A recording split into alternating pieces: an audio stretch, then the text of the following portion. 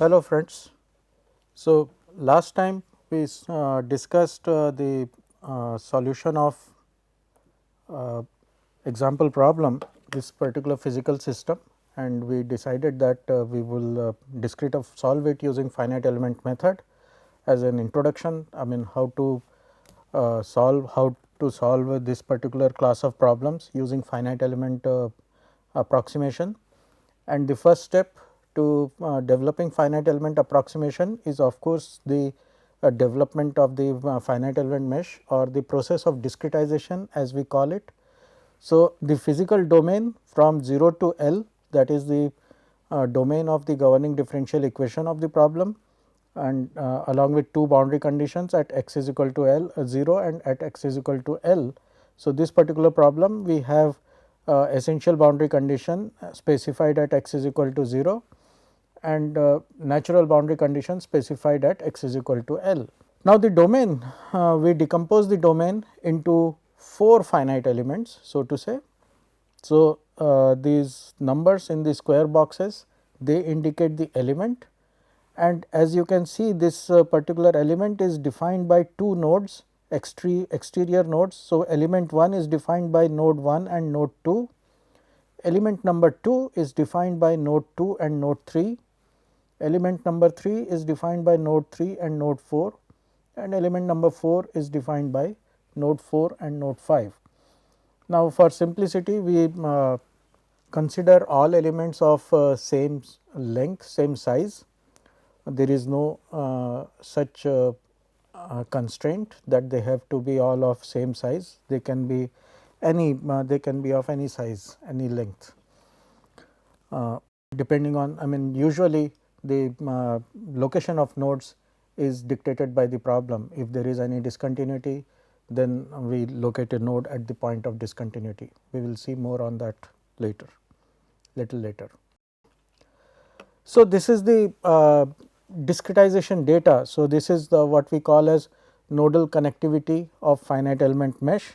So, element number 1, since there are two nodes, so it is better, it is effective or more efficient to talk in terms of a generic element, let us say E, any element number E which is defined by node I and node j. So, we refer to left side node of element E.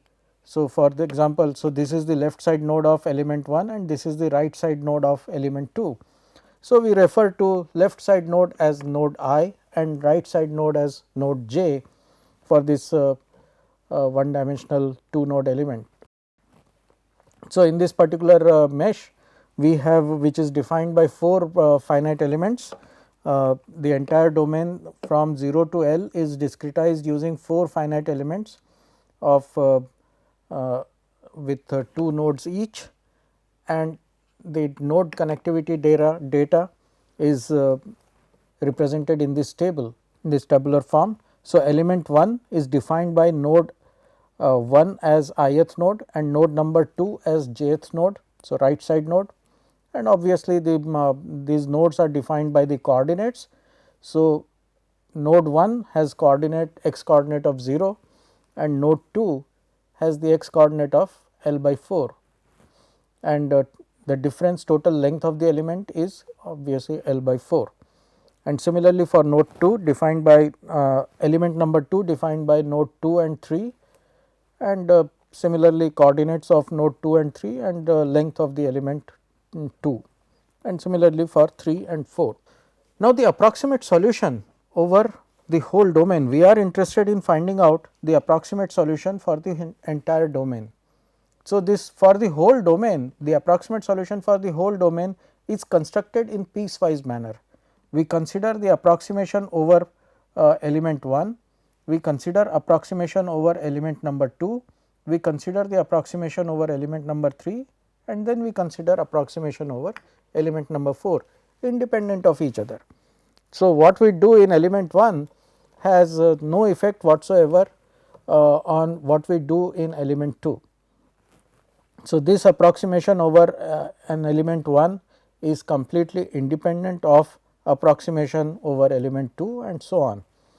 The only thing that we ensure that we insist upon is that the nodes of interpolation. So, primary variable is the basic unknown of the problem. So, the approximation is constructed as an interpolation between the primary variables at the nodes. So, the approximation within element 1 will be defined as interpolation of primary variable, in this case phi. So, primary variable at node 1, so that is phi 1, and primary variable at node 2, that is phi 2, which are as yet unknown. So, but those unknown become the basic coefficients, and we define approximation in terms of interpolation between these values at these 2 points. Similarly, for approximation over element 2 is defined as interpolation between phi 2 and phi 3. So, the primary variable at node 2 and primary variable at node 3. So, let us see how this thing works. So, approximate solution over the whole domain is constructed in piecewise manner by constructing independent approximations over each element, and approximation within an element is an interpolation between primary variables at the nodes. Now, how does the element geometry look like, and what is how do we interpolate?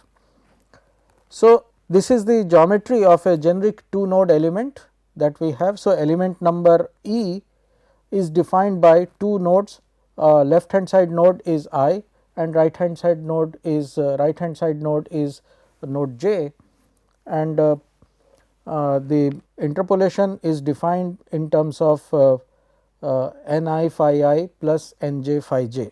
So, that is the interpolation model of variation of phi within the element, and n I obviously as the interpolation condition requires, it has to take unit value at when evaluated at node I, and it has to vanish at node j.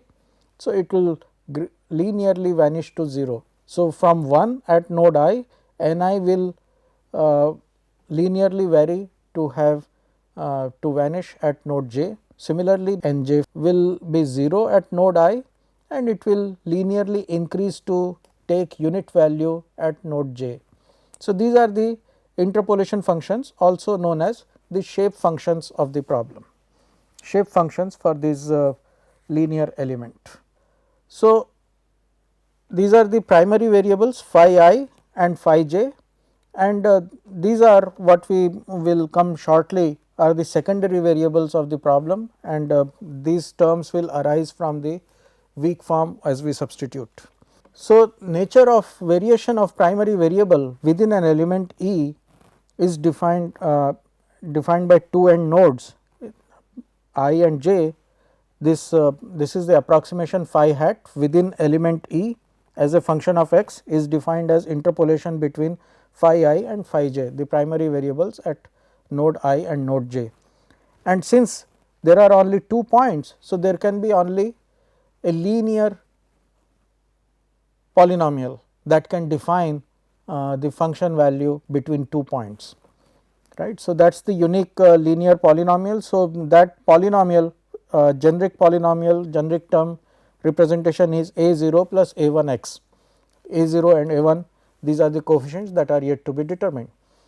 Now, we know that because of this polynomial approximation should yield phi I when evaluated at ith node, and this polynomial approximation should yield should evaluate to phi j when evaluated at x is equal to x j, and that condition, these constraints, they allow us to find out what are these unknown coefficients of the polynomial should be.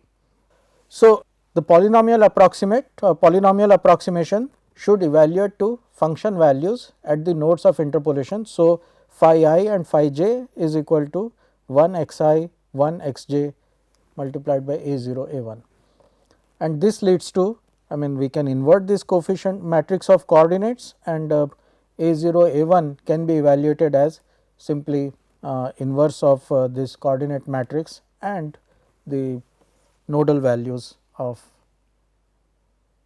primary variables. And once we have this can be substituted, A0 A1 can be substituted in our polynomial approximation, and that gives us we substitute A0 A1 as this evaluation.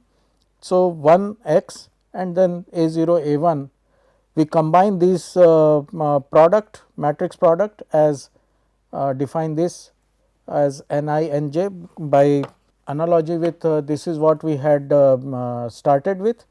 The approximation has to be an interpolation between phi I and phi j. So, that will be phi hat within an element x is equal to phi I n I plus phi j n j, and this is what it is. So, phi I phi j. So, this product, obviously the two terms of this product should naturally be n I and n j, and n I and n j can be evaluated once we evaluate this inverse, and this is what it will lead to. Now, this n I n j, as we can multiply this, we will find that n I is equal to x j minus x divided by x j minus x I, and n j will be equal to x minus x I divided by x j minus x I. Now, this can be also evaluated very simply, very easily by using Lagrange interpolation formula. For linear polynomial, it is really trivial, and we get the same result by using Lagrange interpolation formula, as n I is equal to x j minus x divided by x j minus x I, and x minus x I divided by x j minus x I, that is n j.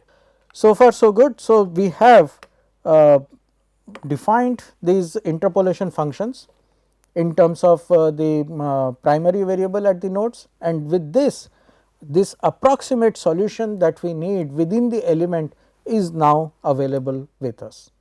Now, once we have this approximate solution, we can look at what is the weighted residual statement, what happens to the weighted residual statement, this, and we go back to the weighted residual statement, only the domain residual. We will come to the boundary conditions when we assemble the contribution from the all elements, when we look at the complete assembly. So, at the element level, we only look at the domain residual in the weighted residual statement. So, when we say domain residual, weighted residual statement for the domain residual, so this is our familiar sum weighting function W k, and this is the residual. Once we substitute this approximation phi hat E, and this becomes the domain residual within the element, and domain of the element is denoted by omega E. In this particular case, it ranges from x I to x j. For element E is defined by nodes I and j. So, domain omega E ranges from x I to x j. So, carrying out the weak form, developing the weak form, this derivative will get transferred on to W k, and eventually this is what we end up with. So, first derivative of W k multiplied by this derivative term, and then the simple integration of W k and other terms.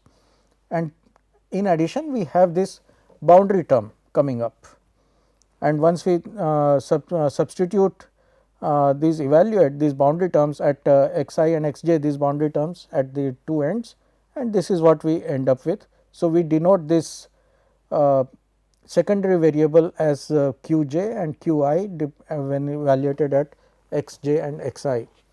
So, q j is equal to a times d phi by dx, and q I is equal to minus of a times d phi by dx at when evaluated at x I. So, with this notation, this is what the weighted residual statement looks like.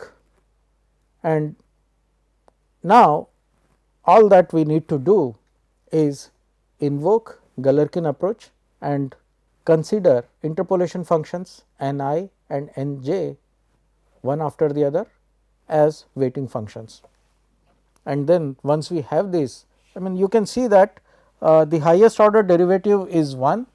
So, a first degree polynomial should have some representation in this equation. So, that is the minimum requirement, and that is why we developed this 2 node approximation or linear polynomial approximation for the unknown variable.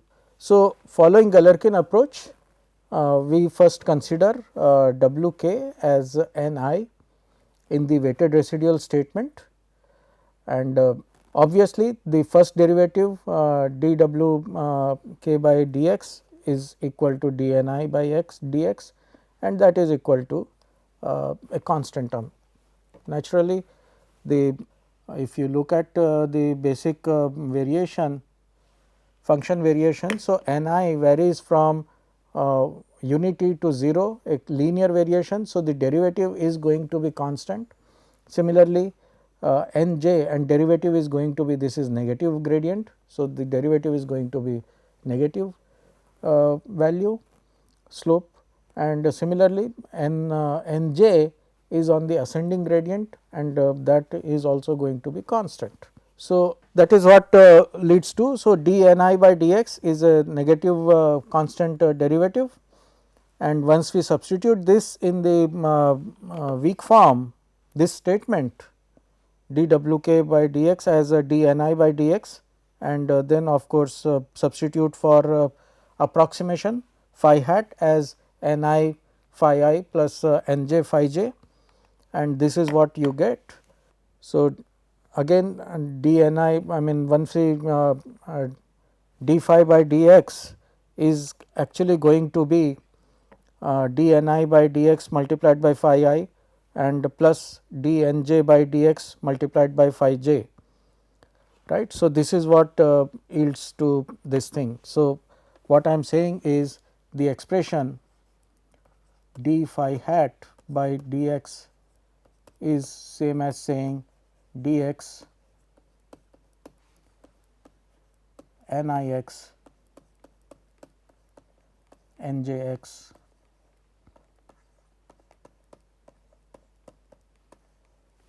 phi I and phi j. So, this is equal to d n I by d x d n j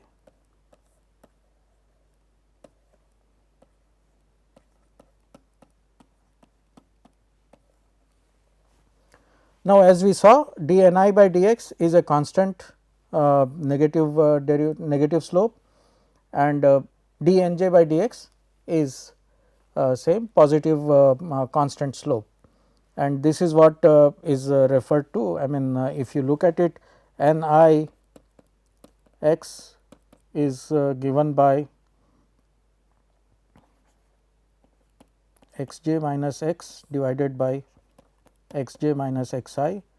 So, that means d n I by d x is equal to minus 1 by x j minus x I, and similarly n j x is equal to x minus x I divided by x j minus x I, and therefore, the derivative is equal to 1 over x j minus x I. So, when we talk about this d n I by d x, so this represents, so this term goes here and this term goes here, and therefore, this term d phi hat by d x is simply equal to phi j minus phi I divided by x j minus x I, and this is what is written here, phi j minus phi I divided by x j minus x I. So, that is the term d phi hat by d x, and then we have this w k representing n I, and then again the complete phi hat approximation.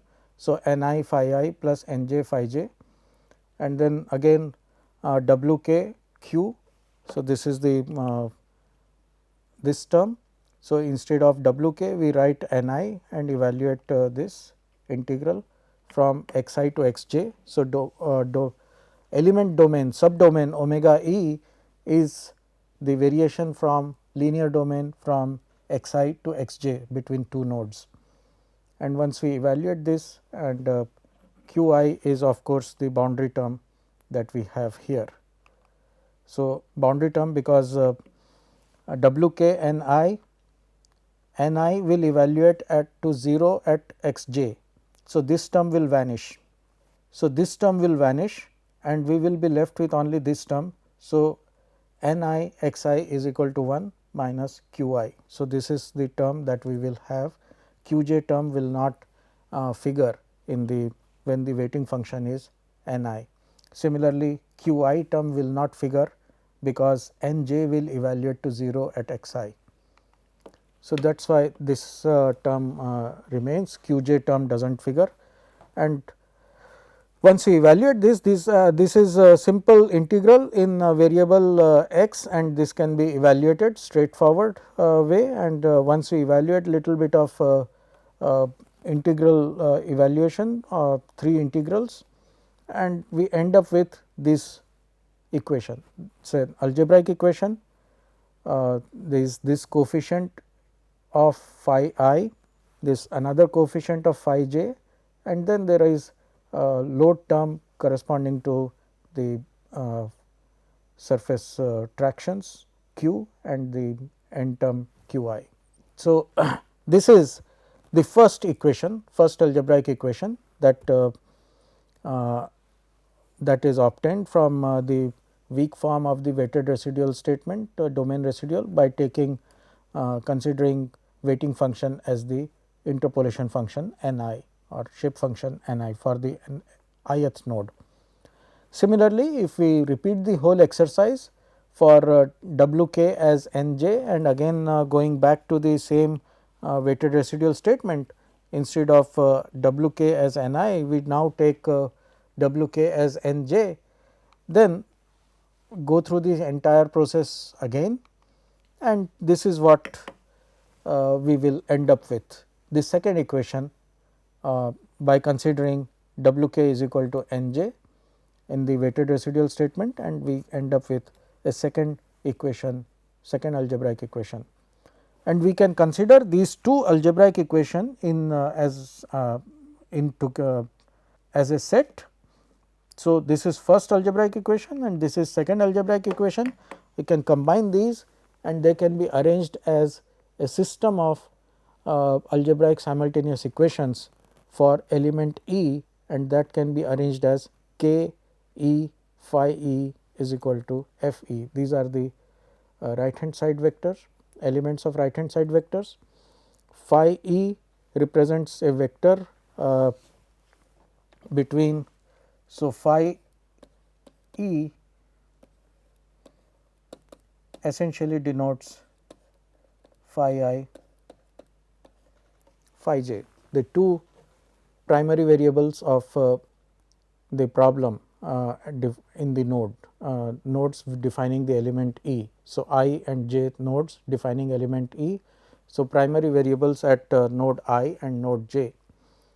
So, these are the basic definitions, and k E are these coefficients. So, this is the coefficient what we call as a stiffness coefficients.